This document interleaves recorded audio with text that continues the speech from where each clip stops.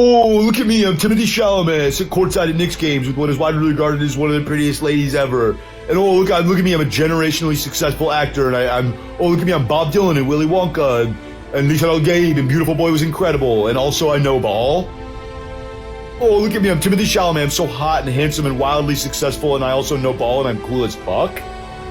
I'm over it, dude. Get that shit out of my face. Timothy, if you see this, I didn't mean any of that. I just know it comes from a place of jealousy and insecurity. And good morning, Slop Nation. Welcome to Slop Chop. Good morning, Slop Nation, and welcome to Slop Chop. This is a new comedy podcast hosted by me, Harvey Mulvihill, and it is your one and only stop for slop. What is the internet abuzz about this week? Let's dive into it, shall we?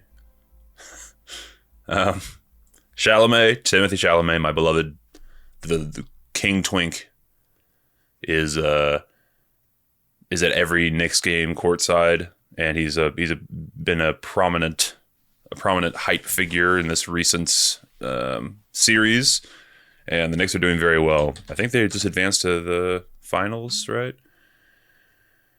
Game 1 against the Pacers coming up the evening this podcast drops tonight at 7 p.m. You got to wonder how many people are tuning in just to see Timothee Chalamet and what's her name, that fucking Kardashian, Kylie Jenner, right? Kylie Jenner, I think that's the one. Yes, that's the one. Put a space and then Timothee Chalamet comes up shortly afterwards. Yep. So there has to be a section of the population. By the way, I'm not far from this section. I'm not a sports guy. I don't give a shit about the Kardashians, but I do like Timothee Chalamet. That man is talented, hot as fuck, and he knows ball. Like I think I'll be opening the podcast with that TikTok that I saw, which made me laugh. Knows ball, hot. Super successful, generationally talented. Dude, super talented. Fucking Lisa Gabe, bro. Yeah, shouts out Chalamet. He needs a shout. I think he's in need of a shout out from this podcast. I think it'll really make his day when he realizes how much Slop Nation really appreciates that man. So yeah, shouts out to the Knicks. I saw another fun video of this guy, like, after I think it was Game 6 win in Times Square with fucking a huge crowd of other fans. People, there's, causing a ruckus. And the guy's like, "You better call the National Guard. NYPD ain't gonna be enough. If we win this series, we burn this city to the ground." Very funny. Kind of like the Philadelphia Eagles mentality. I don't know that I fully understand the destroy the city that your team is from when they win situation. I'm not sure if I totally get that. It's probably just exciting to be part of a mob, And then once that mob mentality takes over, or one guy breaks one thing and then another guy breaks another thing, and then suddenly you're climbing up telephone poles and smashing police vehicles, and it's like a 2020 riot all over again, but for no justifiable reason whatsoever. It's just because your guys won. Pretty cool, pretty neat. Shouts out to the Knicks. I do hope that happens. They have not been good for very long, have they?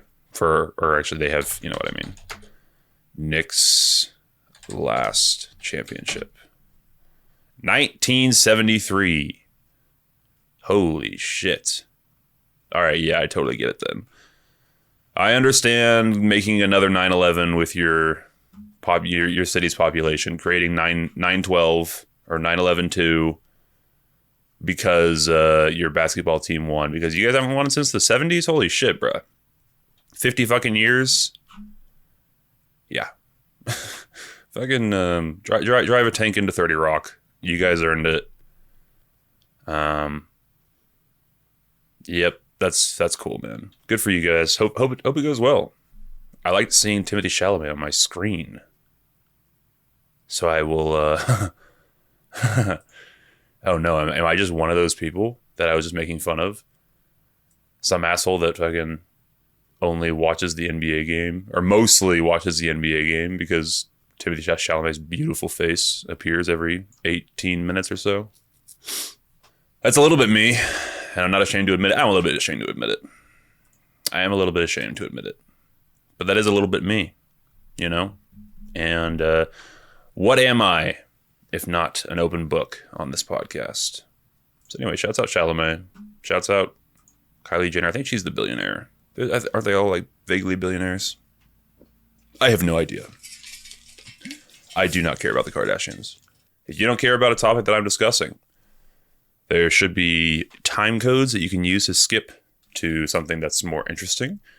I don't know what the deal is on YouTube. Sometimes they don't appear, but they are in the description.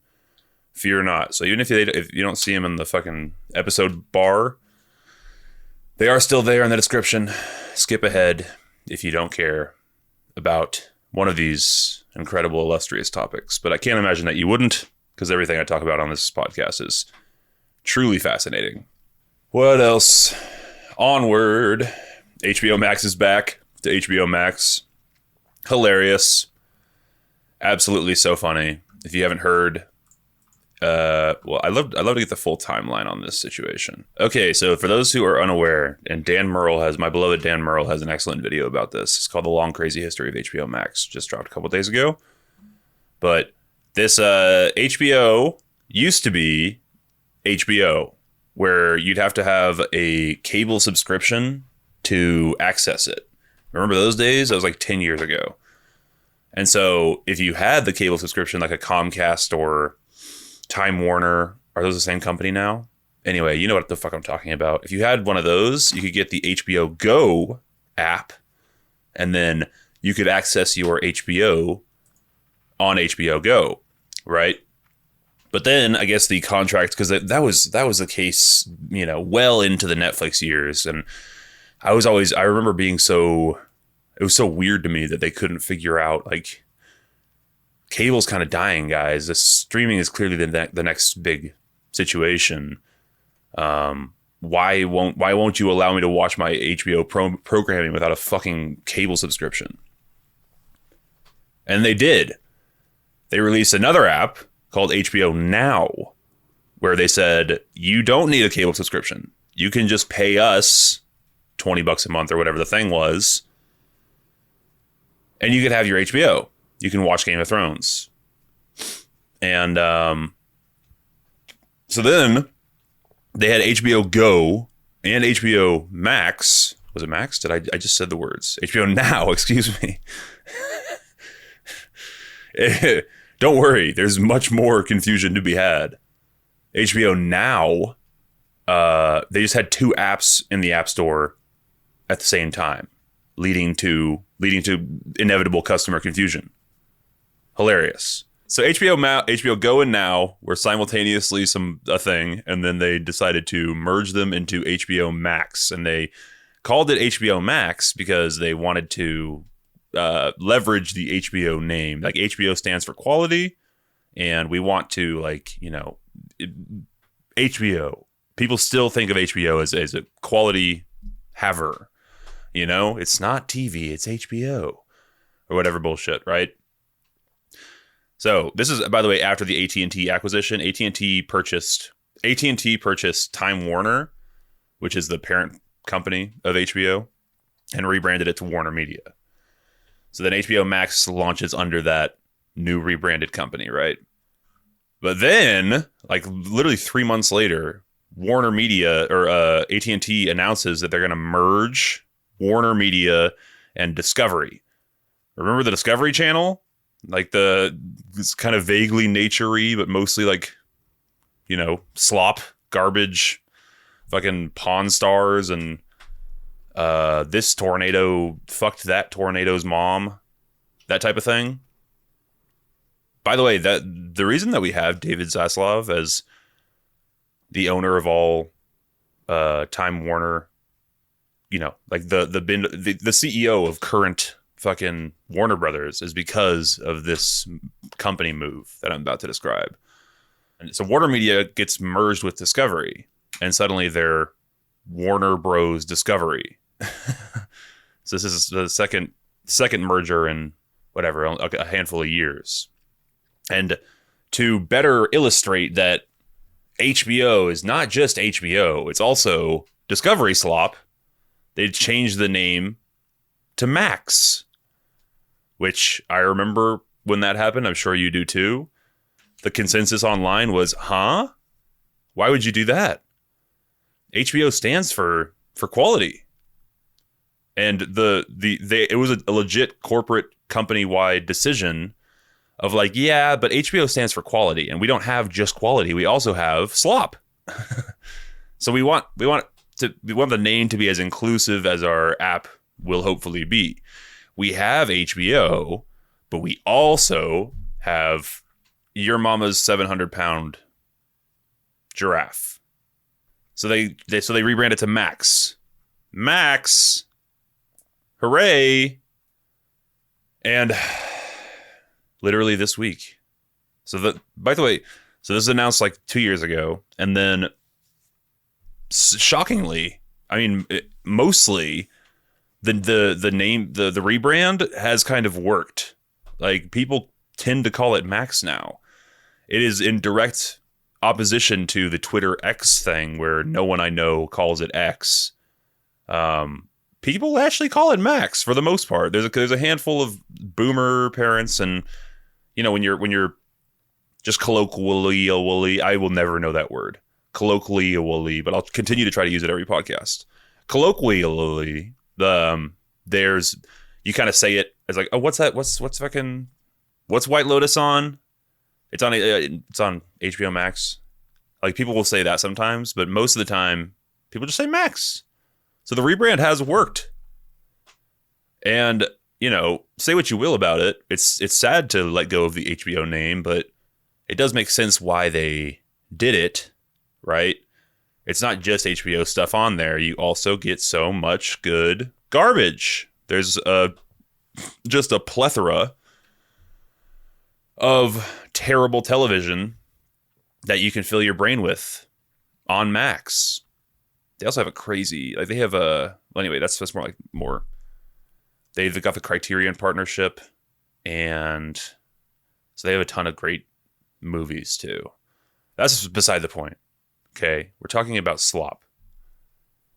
So HBO rebrands to fucking Max now. So HBO Go and HBO Now became HBO Max, and then changed their name from HBO Max to Max to be more inclusive. And it's been that way for 2 years. People, generally speaking, call it Max. Cut to a week ago, they're like, just kidding. We're calling it HBO Max again. We're going back to calling it HBO Max. And they're doing it because it turns out people are attracted to quality programming. And they think that the HBO name stands for quality. And they're surprised and shocked to find that people, generally speaking, are watching White Lotus and not Pawn Stars. Crazy that people aren't clicking your app and choosing to watch absolute brain rot, slop, lowest common denominator garbage. People, like, time is precious, man. I can't imagine. I don't know. Fucking David Zaslav. That guy, by the way, is probably the most hated CEO that I know of. No one has a nice word to say about Mr. Zaslav. And he's a guy, if you don't know, that's like erasing films that are completely done just for tax write-off purposes. Pretty cool move. Pretty neat. But anyway, so yeah, now they're back to HBO Max, and they did it because people don't watch their slop, they watch their HBO programming. So they're like, well, I guess we should call it HBO. And the whole world's like, yeah, no shit. But this is the statement which made me laugh. Returning the HBO brand into HBO Max will further drive the service forward and amplify the uniqueness that subscribers can expect from the offering. It is also a testament to Warner Bros. Discovery's willingness to keep boldly iterating its strategy and approach, leaning heavily on consumer data and insights to best position itself for success.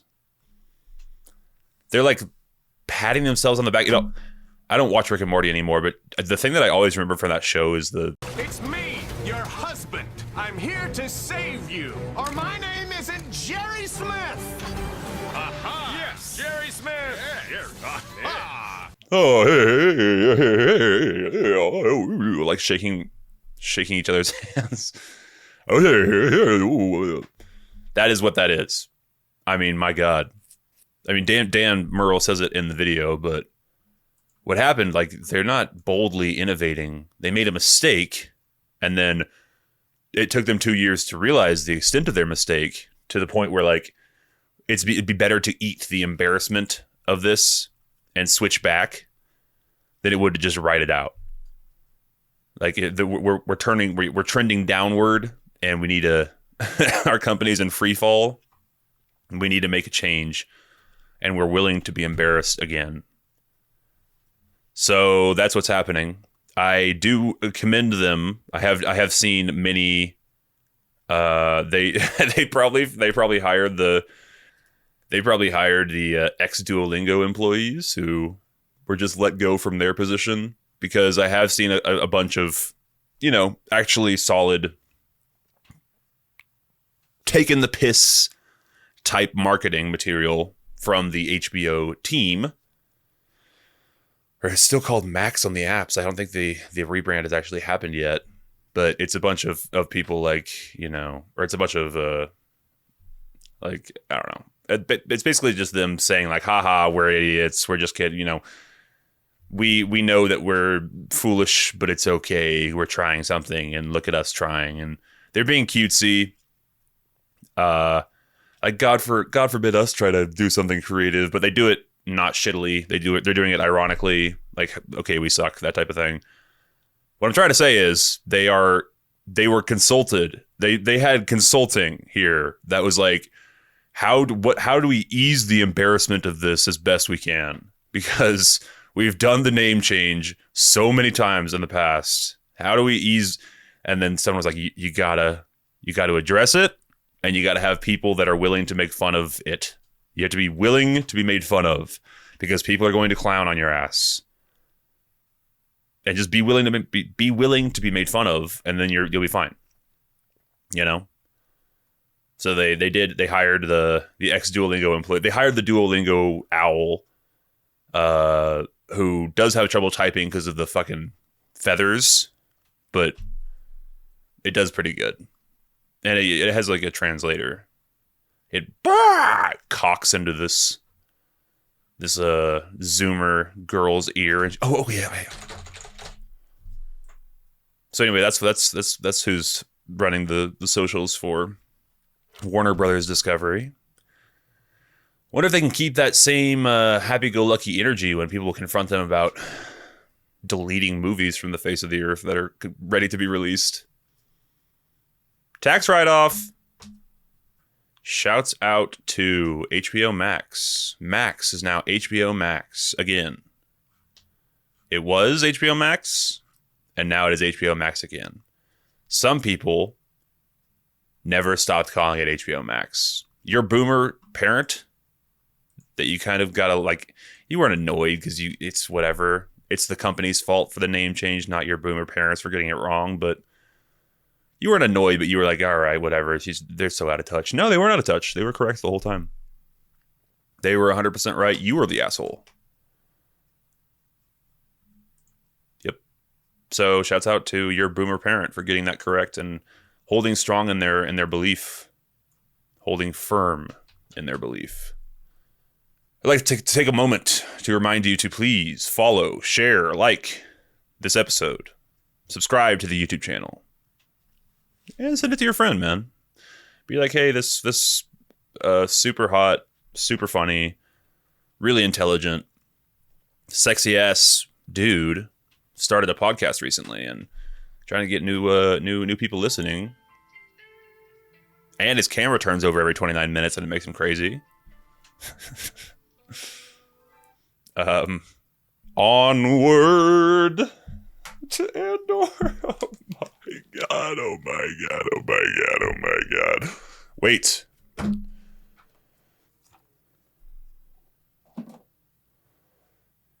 Is that even... How's that look? Oh boy. My beloved Andor is gone. It's over. Okay, we're going to talk about Andor. And this will be the last time that I talk about it on this podcast because it's over. And I'm going to miss it. Going to miss it dearly. Have you guys watched Andor? What do we think about Andor? All right, guess what, guys? This is the first time I've ever done any sort of hold on. Fuck me in the ass. Fuck me in the ass. Okay, we're gonna do some background and hopefully some. I'll give you some. For those who have not watched, I will hopefully give you some fuel in your in my to get you to watch, because you should watch this fucking show. It's phenomenal. I was trying to describe it. This is the hardest show in the world to recommend to people because it's Star Wars, and people hate Star Wars, rightfully so. I hate Star Wars. I have no respect for this franchise at all. I don't care about it in the slightest. The sequel trilogy is overall a farce. I think it's in a terrible spot, the franchise, and I don't have any emotional attachment to it whatsoever. So, who better to express that it's actually good than me, right? Like if I were a Star Wars glazer, and I loved the prequels, and I watched the Clone Wars 6 times, and one of those guys. And if you're listening to that, and if you're listening to this, and you're one of those guys, God bless you. I have no. I'm just not. I'm not drinking the Kool-Aid that hard. I'm glad if you are.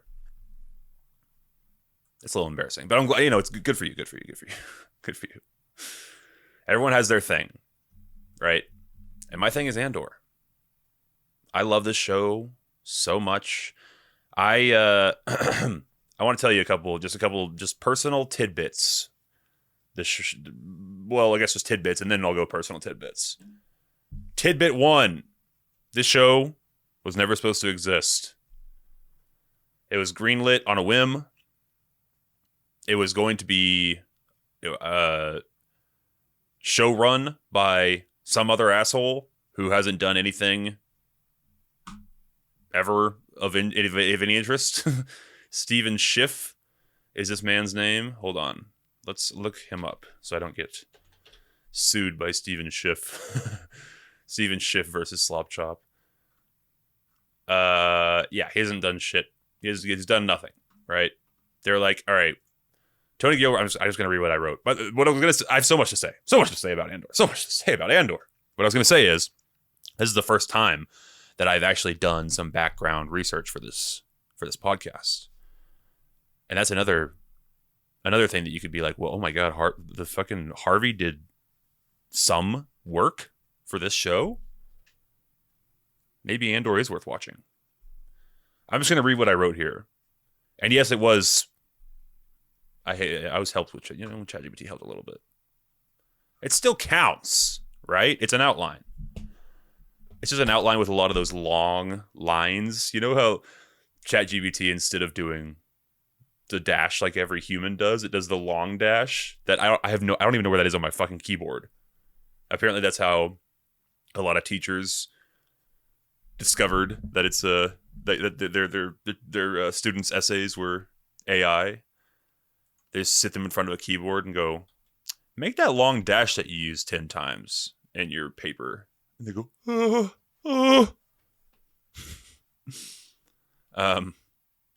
Anyway, Tony Gilroy was not involved in the early development of Andor. This show started under Stephen Schiff, who again has done nothing of any interest. It became clear early on that the project needed retooling, so Lucasfilm brought in Gilroy, who had rewritten and reshot significant portions of Rogue One. So who is this Tony Gilroy character? Tony Gilroy is the one of three brothers. Tony, Dan, and John Gilroy are these three brothers who have worked creatively together in Hollywood for numerous years. So I'm just going to give you, there's Tony, who created the show, pitched it to Disney, and got the ball rolling. He's the showrunner, head writer. He co-wrote 3 episodes in season 1 and 3 episodes in season 2. So this here's where we get to the really interesting what makes this different than your typical Star Wars slop. And here it is. Gilroy was not a Star Wars fan growing up. Tony Gilroy did not give a shit about Star Wars. He said he's not a Star Wars fan growing up and approached the material from a grounded, real-world perspective. This detachment from fan service became an absolute strength. Yeah. So, there's no Jedi, there's no lightsabers, there's no Jedi, there's no Force in the whole show. With, I mean, very few exceptions. There's like, it's not, you have to, it is literally a Star Wars show. So you have to say that it's a Star Wars show.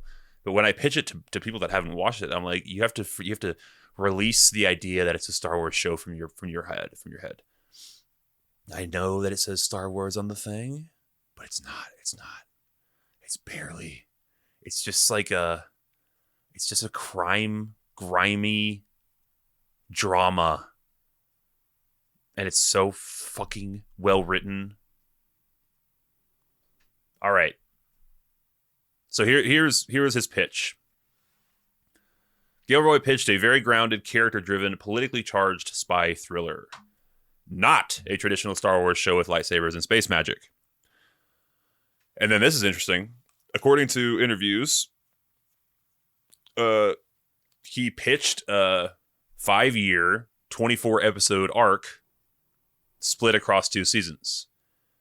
And he said, this is where we're going to start, and this is where we're going to end. He had this from the beginning, which is rare. And he knew it was going to be 2 seasons even. He's like, season 1 is the first half when like things are getting going, and season 2 is basically the beginning of the full-fledged rebellion. And we're going to end right when Rogue One starts. Meaning there's no room for any more Andor. There's never going to be an Andor season 3. There's never going to be the story's over. It's done. Another drop in the hat for why you should watch this, because it's done. You don't have to worry about. It's such a low commitment. It's 24 episodes, and they're all so fucking good. Oh my god, I wish there were more. He also proposed the mini arc situation. This is all in pitch number 1 with Disney. He's like, I want to do 3-episode arcs. So like, basically every 3 episodes is its own little story, its own little movie, and there's going to be connective tissue, obviously, between the stories. Like it'll be a proper show, but more or less there's going to be, beginning, middle, and end of those each time, which is just the sexiest freaking storytelling structure. All right, here's the craziest part. So there's a ton of behind the scenes turmoil for Rogue One, which which is clear. I haven't seen the movie in a while, and I'm excited to watch it again after Andor. But from, I saw a bunch of people after the show ended logging a rewatch of Rogue One on Letterboxd, and the consensus was like, bro, it just doesn't hold a candle to Andor. It's not even close to the level of quality. So I anticipate that being true, but it was the introduction of my beloved Cassian Andor, so I'm excited to watch it with all this new context. I think I made the comparison. It was not my comparison to make. Someone else had this. Maybe did I say this? Fuck me. Last week I think I mentioned that this is the Better Call. It's so Better Call Saul, this show. Where like people, when it was pitched or when it was introduced to the public eye, everyone was like, "Huh? What? Who? Why do we care?" Andor more so than Saul, but like no one gave a shit, and then it ended up being incredible, and it has the same sort of DNA where it's increasing the character moments and strengthening the relationships that you've already seen in the other thing, and not calling back to them annoyingly and doing the fan servicey fucking. There's almost no fan service in either project. Come to find out, Better Call Saul and Andor, two of my favorite shows of all time. So there is, I think that you could, especially if you're a Saul fan, which is another one that I tell people to watch, and they're like, "Oh yeah, I watched the first season and I kind of lost interest." I'm like, "Fuck you." That is a terrible opinion to have, especially if you're a Breaking Bad fan. My God. It's better. It's legit better than Breaking Bad. Anyway. So who is this? Well, first off, behind the scenes turmoil, right? Rogue One, massive turmoil behind the scenes. Tony Gilroy was involved. He co-wrote the film and did a bunch of the reshoot. He did there was a ton of reshoots that happened to smooth over the story or something, and he was essentially a co-director of that movie, but he was uncredited for the directing aspects. So he's proven himself to Disney at this point. He pitches this show about this spin-off character from the movie that he worked on. He's like, "This guy's interesting. We could get some depth here." No one gives a fuck about Cassian Andor, myself included at the time. No one, Disney included, gives a fuck about Cassian Andor. People what Disney was like, "Sure, I mean, yeah, you can. We don't care, yeah." And this is when they were throwing everything at the wall and seeing what stuck. Rise of Skywalker was a massive disappointment. Everyone hated it, myself included. Andor was Rogue One was like tumultuous, and I think they were willing to let him do whatever he wanted. This is not. Their thinking was like this is a guy with a proven track record who has delivered good product for us before, and no one cares about this character. This is not Luke Skywalker that we're dealing with. This is Cassian Andor. What's the worst that could happen? If it's a big pile of shit, just put it in line with the other big piles of shit that we have. It'll fit right in with our discography. And if it's great, then we look like heroes, which they do. They look like heroes for this. But they had almost no oversight. I'll just read this quote directly. "There were no studio notes," Gilroy said bluntly in several press appearances. He claimed that once Disney and Lucasfilm bought into his overall plan, they stayed completely out of the creative process. Unheard of. That does not happen. Disney and Lucasfilm gave Gilroy extraordinary freedom. Highly unusual. Yeah, highly unusual indeed. So, this man just set out to make a spy thriller show roughly in the Star Wars universe. And it's about corruption, it's about tyranny, it's about fascism. Really. Those are your themes. It's exploring fascism in an adult ass way of like, this is what fascism really looks like. And also the most, like, some of the most fascinating stuff in season 1 is how fragile it is. It requires constant effort. The oppression, requires constant effort, because as soon as you let your foot off the gas for even a second, people charge in to fill the gap because they're unhappy with you being there, right? If you're in a synonymous relationship, you take your feet off the gas, they're like, yeah, whatever, he'll be back. But those are your broad stroke through themes, right? Very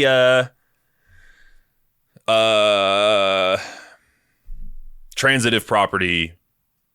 I don't do words too good. Very transitive,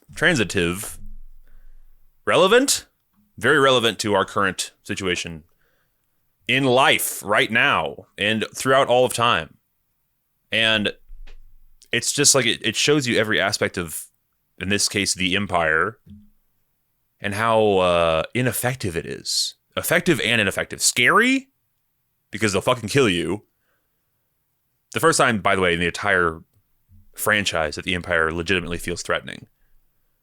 But also ineffective. Like, it's like they're just burning money and resources and people to continue this facade of unification or whatever the bullshit is. Eventually it starts, the cracks start to show, and Andor, my beloved Cassian Andor, is a key part of that. So anyway, that's the show, and that was the pitch, right? We're just gonna have like a very small scale, character driven, adult oriented show. And why should I be allowed to do this? Because my name is Tony Gilroy, and I have two brothers. Okay. The trio of Gilroys that were responsible for Andor. Let's dive into this. Tony, Dan, and John Gilroy. Tony is the creator, showrunner, head writer, and the guy who pitched it to Disney. Dan helped co-write the two best arcs in the show, which is like, I have no idea, whatever. And then John produced the entire show and edited roughly half of it, or not even half, but eight episodes, edited 8 episodes. Their previous works, Michael Clayton, which if you have not seen, with George Clooney, is incredible. Tony wrote and directed. Tony, showrunner, wrote and directed. John edited. Duplicity, 2009. Haven't seen it. Tony wrote and edited. Tony wrote and directed. John edited. The Bourne Legacy, which is the Jeremy Renner one, which I really want to check out after seeing this. Tony directed, Dan co-wrote, and John edited. Nightcrawler. Remember Nightcrawler? Jake Gyllenhaal? Dan, the guy who co-wrote the show, wrote and directed Nightcrawler, and John edited it. And of course, Rogue One was a Tony solo venture. It was just Tony Gilroy. His brothers were not brought in yet. But once he got Andor, he said, I'm bringing the bros in. The only stinker they have in the collective discography is Velvet Buzzsaw, which was a solo venture from Dan. This was what he directed after Nightcrawler, and I remember thinking to myself, this is before I even knew who the Gilroys were. I remember thinking to myself, like, oh my God, the guy who directed Nightcrawler's next project? Gotta see that. And it dropped on Netflix, and it was a massive piece of shit. I think I legitimately gave it a 1 out of 10. I hated it, but he did it himself. Dan's solo venture. You need the brothers to collaborate for the magic to happen. I don't know why you wouldn't let your brother edit the thing or whatever he did with Nightcrawler. Anyway, Velvet Buzzsaw is a big piece of shit, but that's not important because everything else they've done is pretty great. Michael Clayton's fantastic. There are a couple of other incredibly talented people behind the camera. This guy, Bo Williman, wrote, again, some of the best episodes of the show. And I think the writer's room process is, because they did have a writer's room. I was curious about this, so I looked it up. the Tony Gilroy, who's the head writer of the whole show, would get another writer for each of the arcs, and he would give them like, here's your basic outline, here's where we start, and here's where we need to end.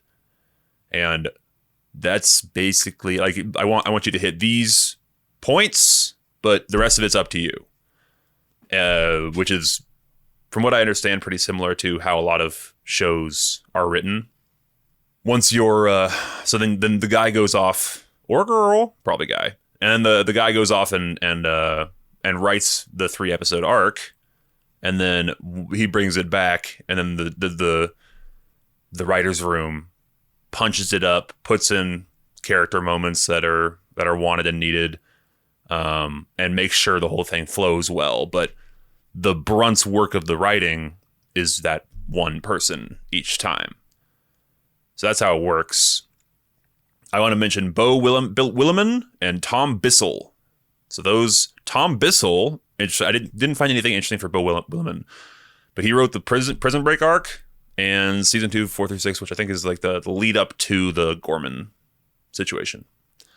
Tom Bissell wrote season 2, 10 through 12, which is that's like the lead up to, that's like the finale. That is literally the finale, the crazy episode 10. Oh my God. We'll get into it when we get into spoilers. But that dude has co-wrote The Disaster Artist with Greg Sestero of The Room fame. Remember The Room? Greg Sestero co-wrote, he worked with Tommy Wiseau on The Room and then wrote a book about it. And that book was made into a movie with James Franco, which was bad. But he wrote the book, co-wrote the book. Interesting. So, good writer. The cinematography's unbelievable. I looked up the DPs, but didn't see anything that I'd recognized in their past. But they're all great. The production designer is Luke Hull, who did Chernobyl.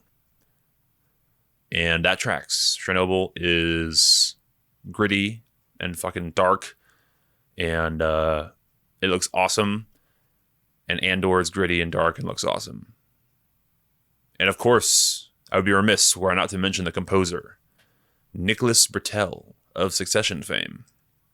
Succession is bar for bar the best theme song of all time. And Andor is really good as well. Really great. Okay. So there's your background. There's your people that made this thing. I want to go over each of the arcs. So this would be your moment to skip this part if you don't want spoilers, because I will be spoiling the shit out of these. This is like plot, straight up plot. So skip ahead if you don't want that. Oh my God, Andor is so fucking good. All right.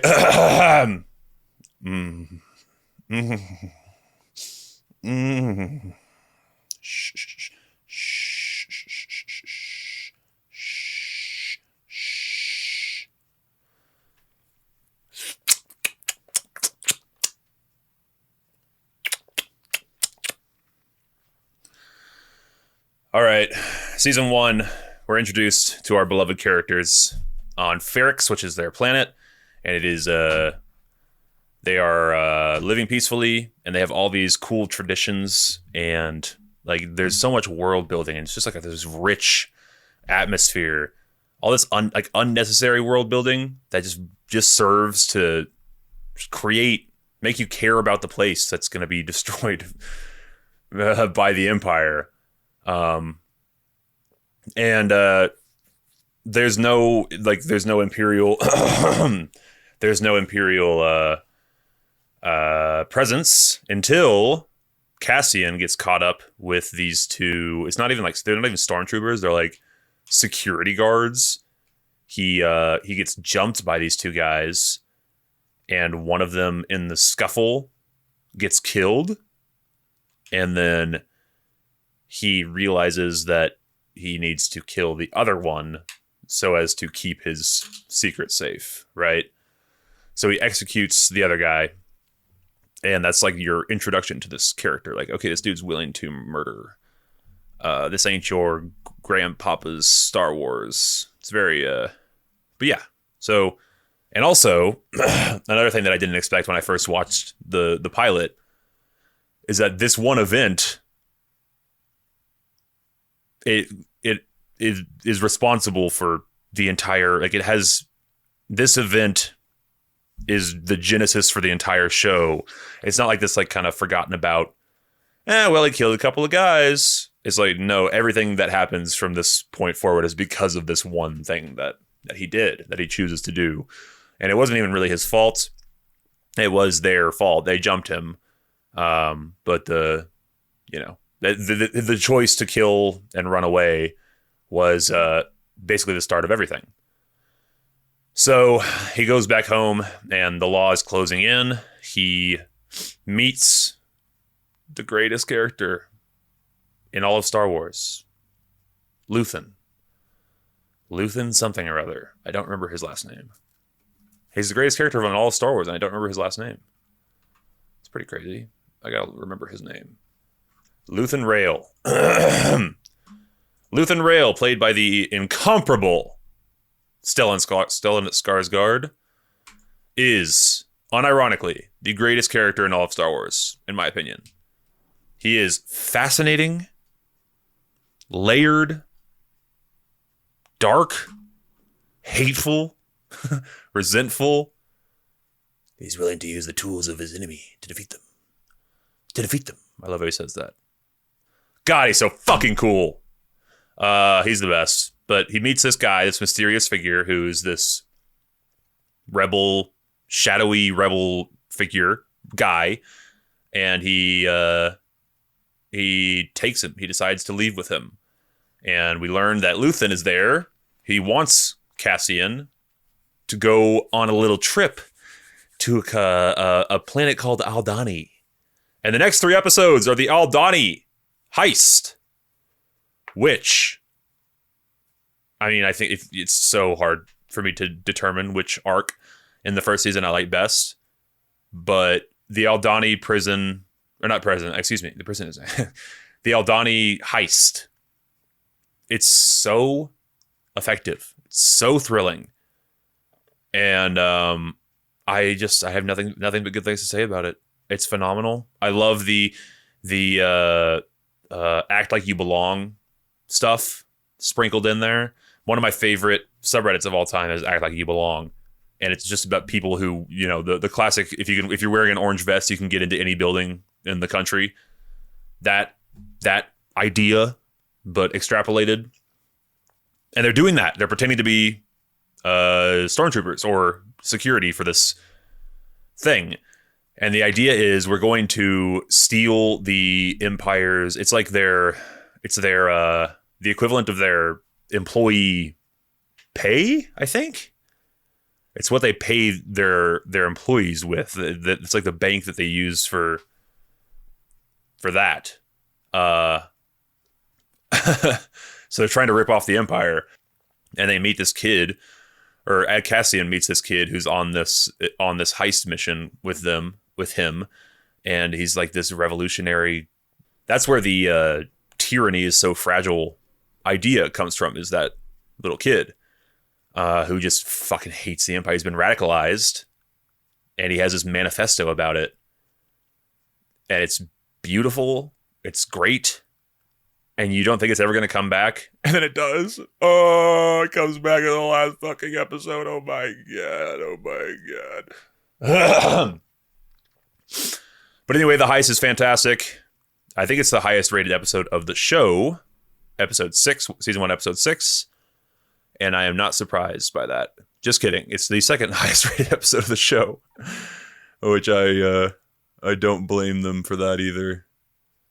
Yeah, so the next arc is the prison break, which again is just so good. And that's another thing that gets called back in season 2. Holy shit, setups and payoffs, baby. Setups and payoffs. And these are the things that you don't see coming, because the show is not one to... When people die, they die. Very much they're fucking dead. And then also, when they disappear, 9 times out of 10, they're just gone forever. It's not like a this isn't a direct counter to the classic thing of like, if you don't see a character die, then they're not dead. That is not how this show operates. This show is it's the most realistic thing that way, where, you know, you'll get separated from someone and then you just never see them ever again in your entire life. Or you have one great little interaction with a character or the person in real life, and you're like, wow, that really meant a lot to me. And then you never see them ever again. You have the show is littered with these incredible side characters that you, again, you see them once and then they're gone forever. And it's like, I don't know what other show is like that. Everyone, like, I can't imagine having to resist the urge to bring back, for the present example would be, what's his name? The fucking Andy Serkis. Like, how do you resist the urge to bring him back? It's Andy Serkis, but it's so much better that he doesn't come back. He's just gone. You don't know. Maybe he got out. Probably he didn't. But he's basically the reason for this whole thing happening. And he's just gone forever. And he's like this beautiful, incredible character that we never see again. Oh my God, it's so fucking good. Honestly, the prison arc might be best. So what's interesting is, like, as I talk about, which are, you know, the arc that I'm in, whatever arc that I'm talking about, that's the one that I like the best. But the prison arc is just unbelievable. It's also so much about, like, yeah, the episode titles are really apt. Episode 9 is called Nobody's Listening, because when they're in the prison, Cassian's just outwardly talking about how to escape and how none of this shit is well run. And they're like, what do you do? Lower your voice. And he's like, nobody's listening. They can't imagine a world in which we escape. This is our opportunity. No one, like, they are so set in their ways at this point. Oh man, it's so fucking good. One way out. Oh man. But then you get episode 11 with the monologue. I think this is episode 11, right? Yeah, I think episode 11 is the monologue. Pretty sure. Which is like the best written thing I've ever heard. It's just chilling. Unbelievable. It's the Luthen monologue. He's talking to his lackey, his boy, his guy on the inside. What have you sacrificed? Oh, I've given up all chance of inner peace, calm, kindness, kinship. Oh, fuck. I've given up all chance of inner peace. All right, I'm just going to read this because it makes me cum. I've made my mind a sunless place. I share my dreams with ghosts. So fucking hard. I wake up every day to a question I wrote 15 years ago from which there's only one conclusion. I'm damned for what I do. My anger, my ego, my unwillingness to yield, my eagerness to fight. They've set me on a path from which there is no escape. I yearn to be a savior against injustice without contemplating the cost.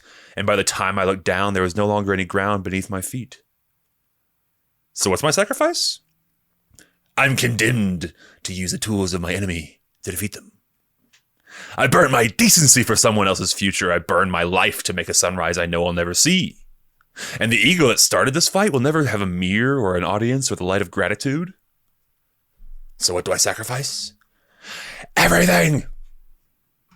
Dude. So he's basically like, I've literally given my whole life for this shit. What the fuck are you talking about, bro? Not only that, but I'm not even doing it. I know I'm doing this all for a sunrise I know I'll never see. He's like, I know that I'll be forgotten by the world. I'm not in Rogue One. I'm not in any of the other Star Wars things. Here I am being like the coolest, most incredible badass of all time. I'm in no other Star Wars media, and no one ever mentions me, which means that I'm doing this for the love of the game, or more accurately, my hatred of the Empire. He's giving up everything completely selflessly. It's really, really remarkable. His character is really, really fascinating. I'm condemned to use the tools of my enemy to defeat them. He's willing to play dirty. He's willing to murder his own teammates if it means getting a leg up on the Empire. And he's playing in the shadows the entire time. He's never ever, like, eventually there is, especially in season 2, there's a face to the rebellion. You got the Mon Mothma and the fucking Jimmy Smits, those guys. He's never going to be one of those guys. That's not his place. He doesn't want any sort of glory or anyone calling him sir or anything. Like, he is, he's just the greatest. Shouts out Luthen. And then we have episode 12, which is another great. It's awesome. Everything comes to a head. You get all of your characters on the same planet at the same time, which is the first time that's happened the whole show. And that's the funeral of Cassian's mom. It also includes, by the way, I think this happens in episode 11, but my one gripe. I have exactly one gripe with this entire show, and it happens in episode 11. And I'll mention it here. I hate saying anything bad about this beautiful show of mine. Truly, I hate it. But it is annoying how Cassian calls home in between his mom dying and the funeral. The funeral is like 3 days after his mom dies. He happens to call home like the day after she dies and learns about the funeral and figures that, or like decides to go to the funeral so that he can be on Ferrix when the shit goes down in episode 12. I'm like, that's a little bit too cute. That's a little bit too perfect. It's the one thing that just feels like too showy to me. Like, you decided to call home exactly at that time. Pretty convenient. That was the one. Like, I've seen season 1 3 times now, and all 3 times I'm like, that's just you could have figured that out better. That's the one plot point where I'm like, ugh.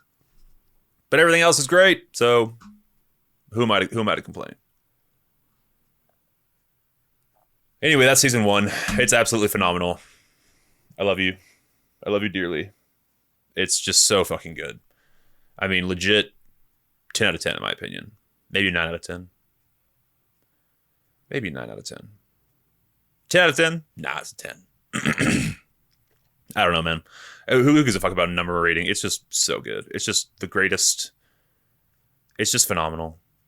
And season 2 comes out 4 years later, right?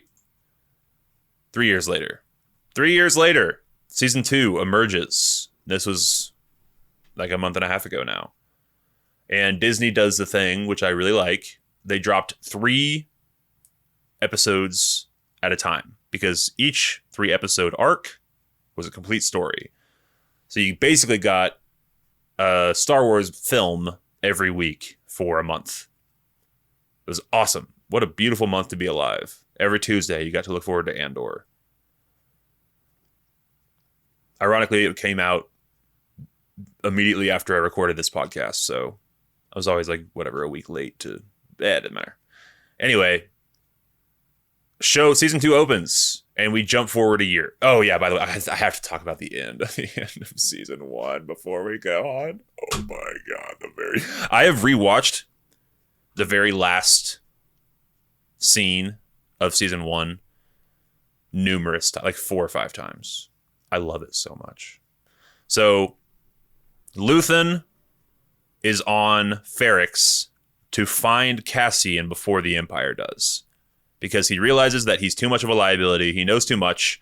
He was on Aldhani. He did the heist. He knows Luthen. He knows too much. So Luthen is there to kill him before the Empire gets to him. That's his role there, right? He is unsuccessful. There's a massive riot outbreak happens. It's a whole thing. The finale of season 1. Luthen is unsuccessful in killing Cassian. He returns to his ship. And who's there but Cassian Andor? And Cassian just leaves Luthen's gun sitting on the desk, and he goes, maybe I'll try to find the scene and put it here. Kill me. Or take me in.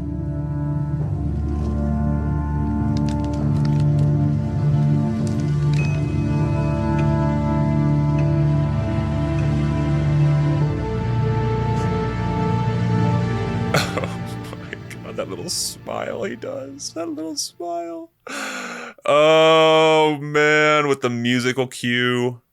Are you kidding me with that? So fucking good. Cassian's, you came here to kill me, didn't you? You don't make it easy. I'm making it easy now. And he looks at the gun, or Luthen looks at the gun, he picks it up, he goes, what game is this? No game. Kill me! Or take me in. Oh, fuck. Oh, fuck. Luthen looks down at the gun, looks up, and just this beautiful little smile. That's all you need. Just this beautiful, this sweet, fucking knowing, incredible smile with the musical cue. Cut back to Cassian, who's like relieved. Cut to black. There's the end of your season. Which means Cassian is in the game now. He was just doing his own thing. He's looking out for his own neck. But now, he's a fucking freedom fighter, baby. He's in it. And they're teaming up officially. Onward to season 2. Season 2 opens, and it starts with dong, dong, ding, which is the clock tower from season 1. It says 1 year later. So that will be a recurring theme throughout this season. This season is about building of tension. Tension's coming to a head, and the resistance growing in strength and becoming more of a threat to the Empire. So after every 3 episode arc, we're going to jump forward a year. I love the opening of season 2. It just, I touched on this briefly a couple episodes ago, but it just throws you into the middle of a heist. It just doesn't hold your hand. It doesn't tell you what's happening. It's just Cassian. You're just watching Cassian do a thing, and you're picking up context clues, and you figure out what he's doing in real time. He's like, okay, he's stealing an X-Wing. And these first 3, similar to the first season, for whatever reason, the first 3 episodes of each season are the weakest of both seasons. They're not bad, but they're the weakest. The first 2 arcs of season 2, I don't have too much to say about. We get off Wheat Planet and into Gorman. Gorman is really the focus, especially of the first. Gorman's the focus of the whole season, TBH. Gorman is very important to the show, and it's basically like a very public massacre / genocide of these innocent people who the Empire slaughters because they need a resource that they have on the planet, and it is just like eerily similar to Israel, Palestine, Hamas, of like, when the framing the thing as a terrorist attack or being there unwanted, but when the people that are there fight back, suddenly they're vicious terrorists. And anyway, it's a whole thing. I won't get into that, but it's great. The whole basic season is about Gorman, man, and the Empire's foot stamp on the Gormans, and then increasing that footprint. Yeah, so the show is basically like, here are our characters now, here's what they're doing. Their situation got fucked up. And the next thing is like, you guys heard of Gorman? Gorman is this really important puzzle piece to the Empire. And then it's about going to Gorman and trying to figure out what the Empire is doing there. And the footprint of the Empire is increasing. And then Then the Gorman Massacre happens, which is episode 8, which is a phenomenal episode of television and the highest rated episode of the entire show. Super, super great. Those that arc in general leading up to episode 8 is great, but basically the entire season of build up to that comes to a head at episode 8, and it's great. And then episode 9 it's very much the Game of Thrones thing of episode 9 in Game of Thrones would be the crazy event, and then episode 10 would be the wrap up. This is 9 and 10, or excuse me, 8 and 9. 8 is a crazy event, 9 is the wrap up, and Mon Mothma takes the stand in front of the prequel floating council. What's not the council? Senate, and tells the public that it was a genocide. She's the first public figure to say it out loud. That was a genocide. Emperor Palpatine is a big asshole. She's the first person to say it out loud, and then Andor has to extract her from the Senate so she's not tortured to death after those statements. And then she just leaves. She obviously can't go back to her house, so she just flies straight to Yavin and is the Mon Mothma we see in Rogue One and eventually the original trilogy. She just becomes a rebel general or whatever at that moment. It's also fun because you see Cassian in the Extraction murders a guy in front of her, and she's like, "Oh fuck!" And you're like, "Oh yeah, she's never seen anything like that. She's a senator." It's like we as the audience have seen plenty of murder, but she's never seen a murder. Cassian's seen plenty of murders and has done plenty of murders, but yeah, it's just kind of fun. So that was great. And then that was the wrap up episode, and then we get episode 10, which is it's hard to say, but it might be my favorite episode of the whole show. Might be my favorite episode of the entire show. We finally get our Luthen episode. And it's beautiful and sad and incredible and so touching. It's the most emotionally invested I've been in an episode of television. I mean, definitely since Better Call Saul, for sure. Maybe since Game of Thrones. Yeah, towards the end of Better Call Saul, I was pretty emotionally invested and heartbroken. Yeah, I mean, we finally get our Luthen origin story. It's so great, so compelling. Basically, his Daedra, who's our incredible badass ISB lady, catches up with him finally. And so he stabs himself in the chest in the first couple minutes to avoid being captured by the Empire. And then we just get flashbacks to his past the whole episode as he and his adopted daughter is trying to break in to finish the job. And anyway, it's just so fucking great. The episode ends. Klyla, I think is her name. Klya. Yeah, so Klya does this super, I mean, it's really just impressive. It's cutting between her breaking in. We get, by the way, in this whole episode, zero Andor, zero of the other characters. It's just our two beloved figures cutting back from we're back and we're back. No idea how long I lost video there for. Anyway, season 2 is incredible. Episode 10 is incredible. Klya breaks in and we learn about their backstory and how she got radicalized and how cool she is. She's like, it's like one of the very few instances where learning about the character's backstory and motivation and relationship after the fact is interesting, because you get it's just mysterious. It's mysterious and interesting in the first, throughout the whole show, and then we realize it's no longer mysterious in episode 10, but it's recontextualizing the whole thing. It's beautiful. It's just really, really, really impressive.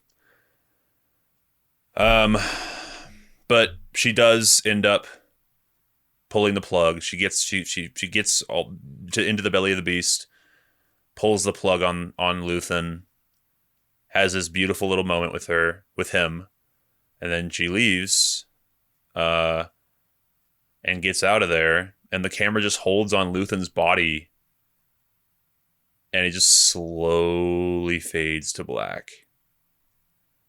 And it hit me like a fucking freight train, dude.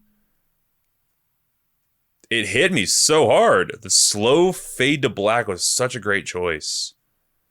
Oh, such a great character. Holy fucking shit, dude.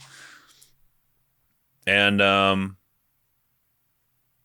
yeah, I think it's all so well done. They have so much respect for him, especially in the following episodes.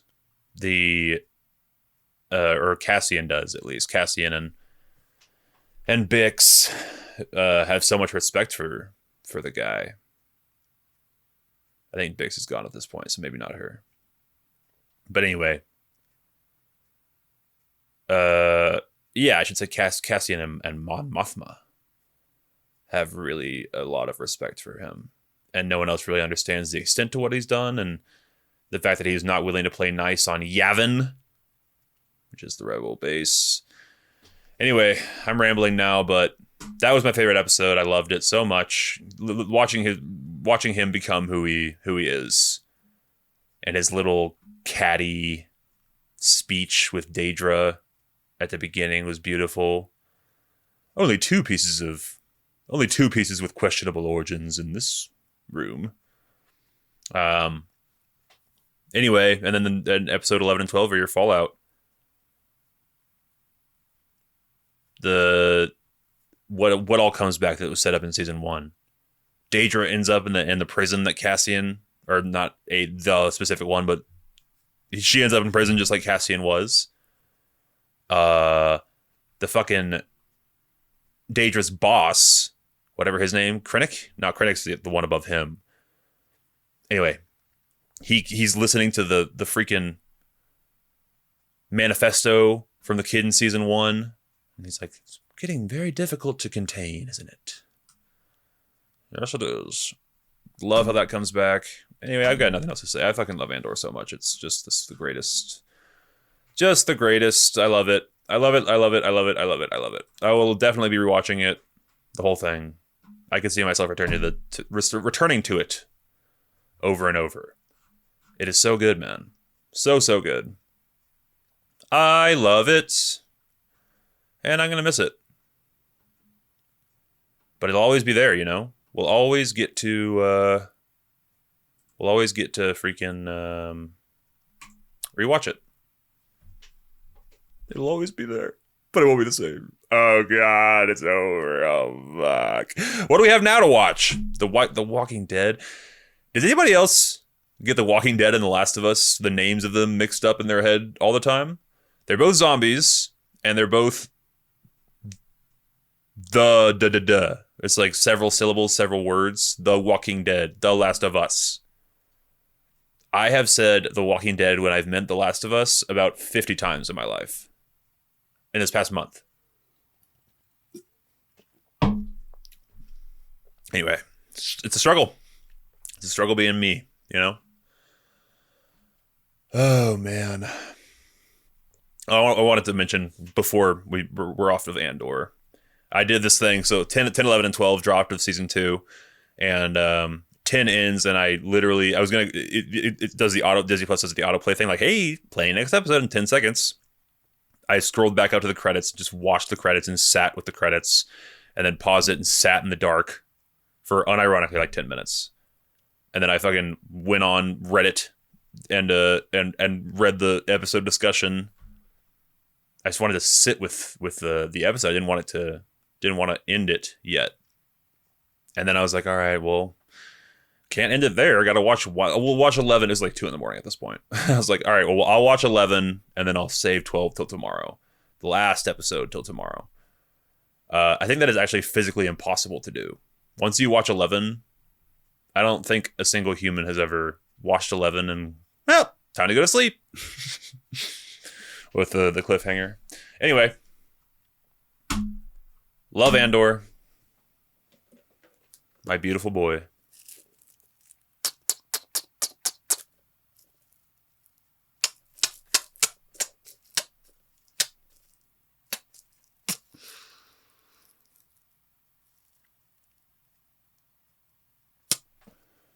So good.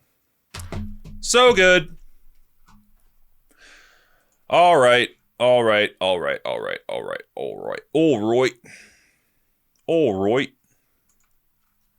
Seeing a lot of videos about Kai's streaming university, which is cute.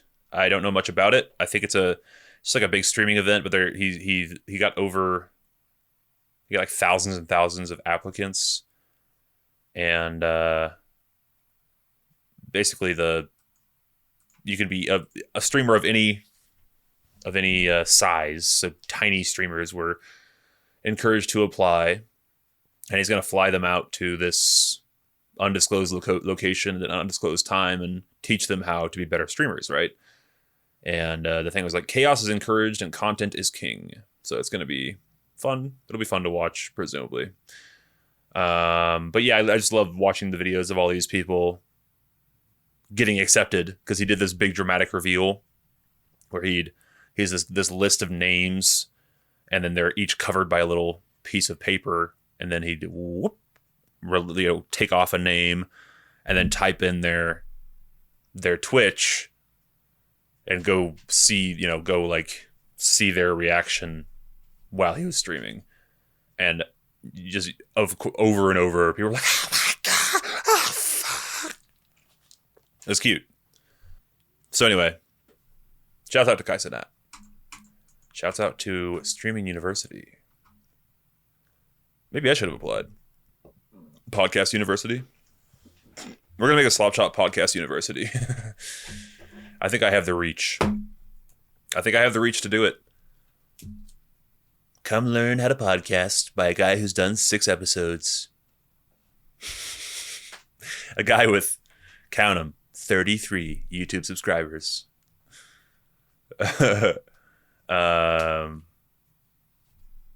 Anyway, I wanted to update you all on the Duolingo situation from last week. They have deleted all of the videos on their TikTok and Instagram. It seems like it's doomsday over there. I don't know what the hell's going on, but they are struggling. It seems like such a weird thing. You could have just addressed it and made fun of it, like you have every other thing in your past. Your social media team was very good about doing that, of being in on the joke. You could have just been like, haha, whoopsie. Or you could have, like, I don't know, made the bird into a robot, or put some, like, robot things on its face and been like you could have played into the joke, but they chose not to do that, which makes me think that it was a top-down mandate. Do not joke about this, because why else would, And then why the fuck would they delete all their videos? So weird. So odd. I don't know what that's about. But rest in peace to Duolingo. Holy shit, man. What a fucking crash out. In 2 weeks' time, going from truly like the most loved brand on TikTok, arguably, to literally not on TikTok. Going from people have dragged your name through the mud, and then suddenly you're like, fuck this, I'm quitting. I don't want none of this shit. Pretty wild. But yeah, go check out the Duolingo TikTok right now if you don't believe me. No content. 0 videos. Gone for now. 1, 2, 3. Wilting emoji, wilting emoji, wilting emoji. With 3 eyeballs. Intriguing. Yeah, I just I don't know what the deal is. I don't know what the hell's going on. It's very odd. So we'll see. We'll see what happens there. Maybe this is just a genius marketing push and they'll come back stronger than ever, but I doubt it. I doubt it. Anyway, shouts out Duolingo. Shouts out Duolingo. Wanted to do a little what have I been watching recently. I've seen a bunch of movies this past week. Watched the Final Destination movie in theaters now. Final Destination Bloodlines. Happy to report that it's a lot of fun. Hilarious movie. And intentionally campy, intentionally aware that it's kind of silly. Super fun horror. If you're into gross out, it's fun gore. It's not like Terrifier. Terrifier is like over the top. It's more like something like Saw. Saw is very much it's like fun. It's like Rube Goldberg machine. It's a good time. Really enjoyed it. Our theater was dying laughing. It's a really fun movie. Rewatched Aladdin with my beloved mother. It's pretty good. It's not as good as I remember. The OG Aladdin. Not as good as I remember, TBH. Yeah, it's cute, you know. It's got a couple of iconic scenes, but it's no Lion King. It's no Atlantis. I haven't seen Atlantis in forever, but that might be another one that doesn't hold up quite as well. It's no Treasure Planet, bro. It might be exactly equal to Treasure Planet. Again, I have not seen those movies in a long time. But what I really wanted to touch on before I let you all go is Mother 2017. Mother is Mothering. Do you guys remember this movie? Or have you seen it? Darren Aronofsky. This movie was the first, it's special for me because it's the first movie I ever added to my Letterboxd watch list. Ever. When I made a Letterboxd, I was like, yeah, people are talking about Mother. I should see that movie. Click, watch list. 3,200 other movies have surpassed it, but it was always first in line. And I finally watched it. And it sucks ass.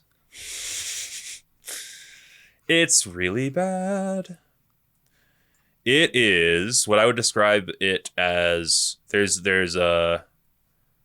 it's kind of like a nightmare, but it's not fun. It's fucking frustrating and irritating.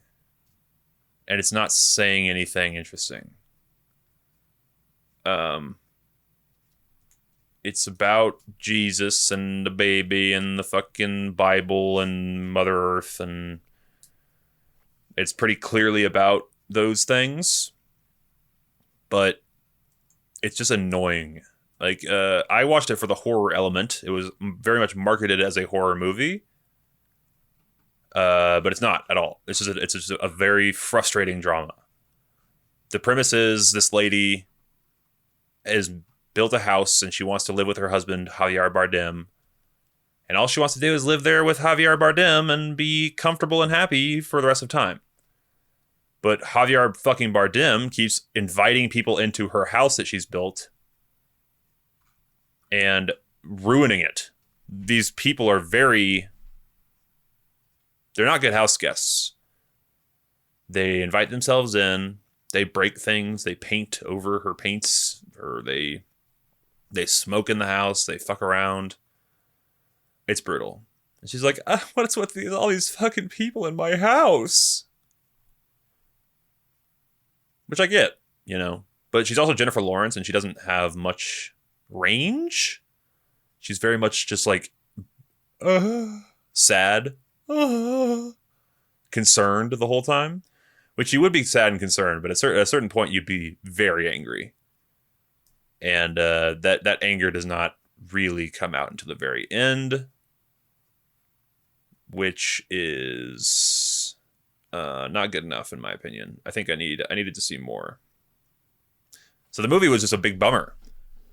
It was like it was like an anxiety attack, but you sometimes, you know, like Uncut Gems, a fun anxiety movie. Mother, a bad anxiety movie. You're feeling anxiety, but you're not like, oh shit, what's gonna happen next? You're like, ugh, can I turn this fucking movie off? It's just it's like a uncomfortable, it's just not good. It's not fun. I don't know what to tell you. Are there any mother stands in the chat? Mother is mothering. Movie sucks ass. Anywho, I think that's all I have. I love Andor so much. I will miss it so much. I like Timothee Chalamet quite a bit. I like HBO Max. It's one of my favorite streaming services. And now that I know what to call it finally. This for sure is the last one. This is the last one. There won't be no more changes after this, right? Oh, here's a fun little curveball I forgot to mention. So for the three Gilroy brothers, right? Tony, Dan, and John are the brothers. There's also this guy, Henry Gilroy, who has no relation to the other three, but is a big Star Wars dude. He co-wrote the Clone Wars and Rebels, the two cartoons.